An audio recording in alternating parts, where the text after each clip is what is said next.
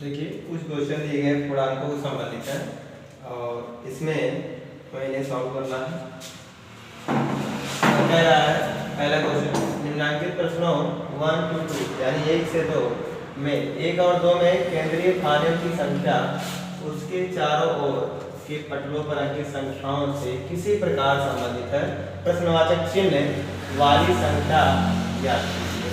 इसमें पहला क्वेश्चन दिया है, उसमें 3 ऐसे पैटर्न दिए गए। इन तीनों पैटर्न में से 2 पैटर्न में यहाँ पर देखिए चारों तरफ जो पटल दिए हैं ये संख्याएं जो दी गई है यानी 4, -3, 15 और -7 ये इस प्रकार से संबंधित है क्योंकि संबंध से ये +9 प्राप्त हो रहा है।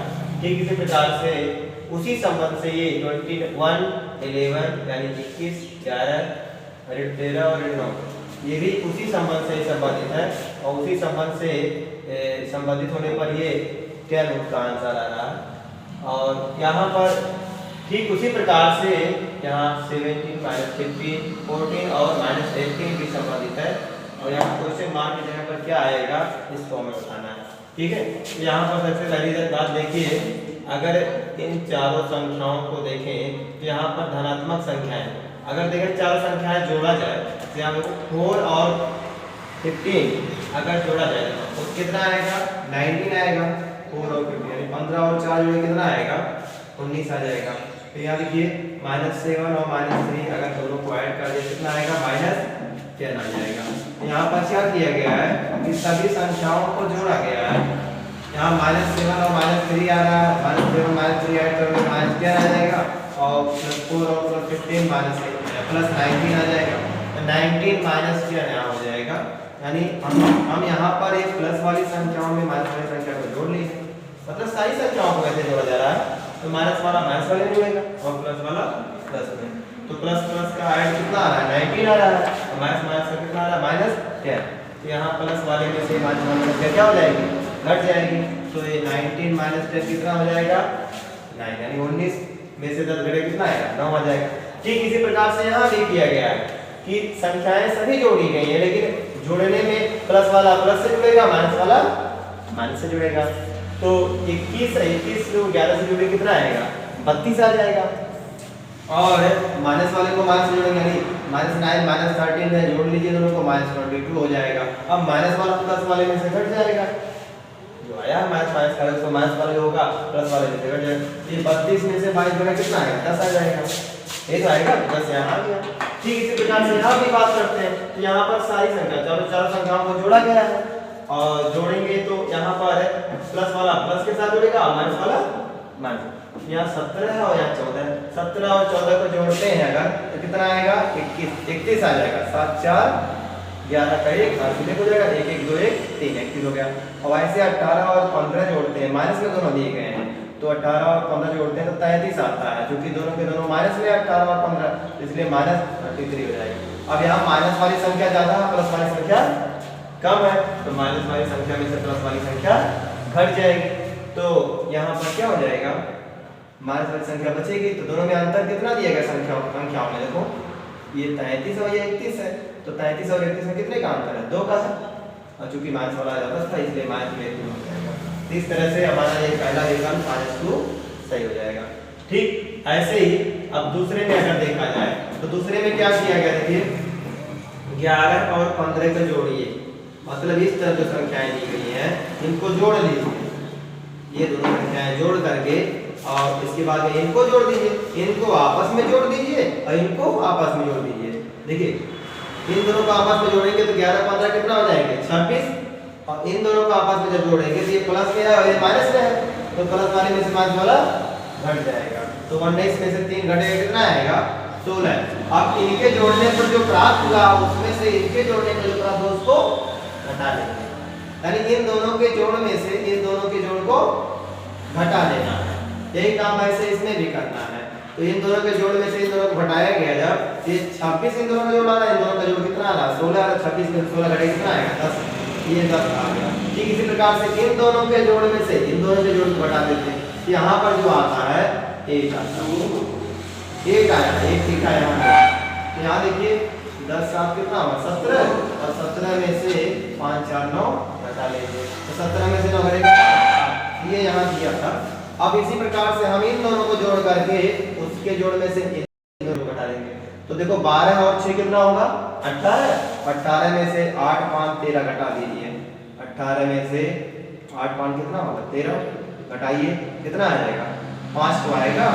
यहाँ से 5 वाला भी सही हो जाएगा। ठीक है, अब यहाँ पर खाली जगह भरना है। इसमें 3 क्वेश्चन दे भरने वाले।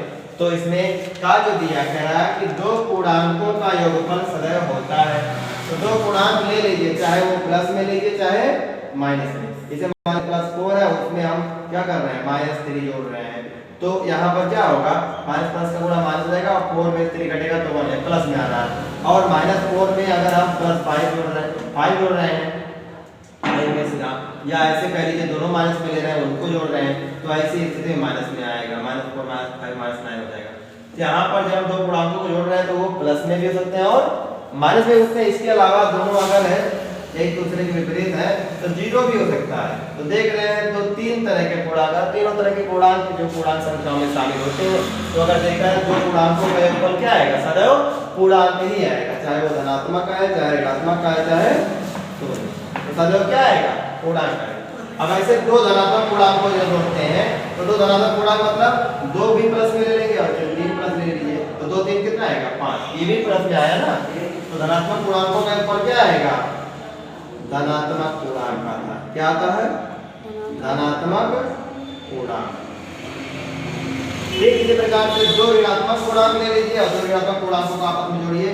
जैसे यहाँ देखिए -4 और -5 दिया गया है। तो -4 और -5 जब लेंगे तो दोनों की प्रकृति सेम है, तो दोनों आपस में जुड़ेंगे तो अंक तो वही रहेगा लेकिन चिन्ह देखो ध्यान देना अंक यहाँ जुड़ जाएंगे, चिन्ह नहीं बदलेगा, यानी -9 हो जाएगा। तो यहाँ पर ऋणात्मक पूर्णांक में जोड़ने से कौन सा पूर्णांक प्राप्त होता है ऋणात्मक पूर्णांक ही प्राप्त होता है। ठीक है, इस प्रकार से ऋणात्मक पूर्णांक को दो ऋणात्मक पूर्णांक आपस में ऋणात्मक पूर्णांक के साथ होगा। अब यहाँ देखिए 14 क्वेश्चन कह रहा है सत्य और असत्य यहाँ से चाहता है। इसमें कह रहा है किसी पूर्णांक तथा इसके योगफल योगात्मक प्रतिलोम, किसी पूर्णांक या इसके योगात्मक प्रतिलोम का योगफल 0 होता है। मतलब अगर कोई पूर्णांक ले लीजिए, जैसे अभी यहाँ पर देखो एक -5 ले लिया गया है, तो कोई भी संख्या अगर माइनस में है तो उसका योगात्मक प्रतिलोम क्या होगा प्लस में होगा। तो -5 का योगात्मक प्रतिलोम +5 होगा। अगर उसी +5 को -5 से जोड़ेंगे तो देख रहे हैं एक प्लस में एक माइनस में तो एक दूसरे घट जाता क्या आता है 0 ही तो आता है। तो इस तरह से ध्यान रखना है कि किसी भी पूर्णांक संख्या का योगात्मक प्रतिलोम को उसके साथ जोड़ा जाए तो क्या आएगा 0 आ जाएगा। क्या आएगा 0 आ जाएगा। तो यहाँ पर ये बात सत्य है। ठीक है, यहाँ इसके सामने हम क्या लिखेंगे सत्य लिख देंगे। ठीक है, किसी भी पूर्णांक संख्या का योगात्मक प्रतिलोम उसके साथ जोड़ने पर क्या आएगा 0 आएगा। तो ये बात क्या हो जाएगा सत्य हो जाएगा। और 0 ऋण पूर्णांक संख्या है नहीं है, क्योंकि बताया गया था उसकी परिभाषा में बताया गया था 0 न तो ऋण पूर्णांक न तो धन पूर्णांक। तो ये बात कही हुई असत्य हो जाएगी। क्या हो जाएगी असत्य।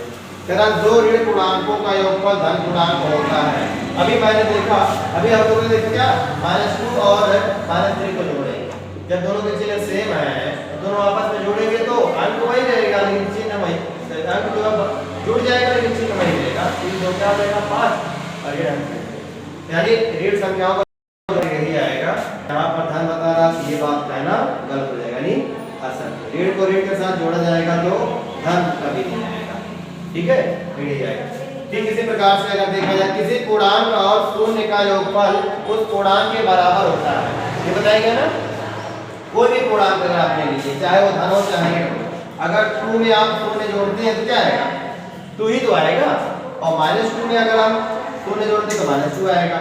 तो यहाँ से अगर देखा जाए किसी भी पूर्णांक को अगर 0 जोड़ेंगे तो वो ही प्राप्त होगा, उससे फर्क नहीं हो सकता कुछ। यहाँ ये बात क्या हो जाएगा ठीक इसी प्रकार से एक ऋण पूर्णांक और एक धन पूर्णांक का योगफल सदैव धन पूर्णांक होता है। ये बात कह रहा है। तो अभी बताया गया इससे पहले कि अगर ऋण पूर्णांक का अंक बड़ा हो, जैसे ऋण यहाँ देखो 5 ले लिया गया है उसमें जोड़ दिया जाए 5, तो क्या होगा कि ये इसका अंक बड़ा है इसका अंक छोटा है तो संख्या क्या आएगा माइनस में तो आएगा। -5 में +4 जोड़ दीजिए तो यहाँ पर क्या होगा, माइनस वाला बड़ा प्लस वाला छोटा, तो माइनस वाले से प्लस वाले घट जाएगा और यहाँ पर माइनस आएगा। लेकिन अगर यही हमारा प्लस वाला संख्या जो दिया गया उसका अंक बड़ा हो और माइनस वाले का छोटा हो, तो ऐसी स्थिति में जब जोड़ते हैं तो माइनस प्लस का गुणा माइनस से 5 - 4 हो जाएगा, तो यहाँ से प्लस में आएगा। तो ये जरूरी नहीं है, मतलब यहाँ पर एक ऋण और एक धन को जोड़े तो हमेशा धन पूर्णांक है, धन भी आ सकता है और ऋण भी आ सकता है, भी बन सकती है, इसलिए हम सदैव धन पूर्णांक नहीं कर सकते, ये बात असत्य हो जाएगा। ठीक है, बराबर होंगे तो 0 आएगा, ऋणात्मक पूर्णांक का अंक बड़ा होगा तो क्या है, ऋण में आएगा, धनात्मक पूर्णांक का अंक बड़ा होगा तो धन में आएगा, तो ये बात असत्य हो जाएगा। अब देखो संख्या रेखा पर -18 और +18 शून्य से समान दूरी पर है, तो 0 के बाएं तरफ माइनस में संख्या होती है, 0 के दाएं तरफ प्लस में होती है, ये चीजें ध्यान में रखना है। तो 0 के बाएं तरफ जितना दूरी पर ये होगा उतने दाएं तरफ दूरी पर ये हो जाएगा, तो ये बात सत्य हो जाएगा, तो आप लिखेंगे सत्य। क्लियर। अब देखो दो धन पूर्णांकों का योगफल सदैव धन पूर्णांक होता है, ये बात भरने वाले ने हमने कल भी बता दिया है, ये बात ठीक है। इस प्रकार से ये सारे क्वेश्चन कंप्लीट हो जाते हैं।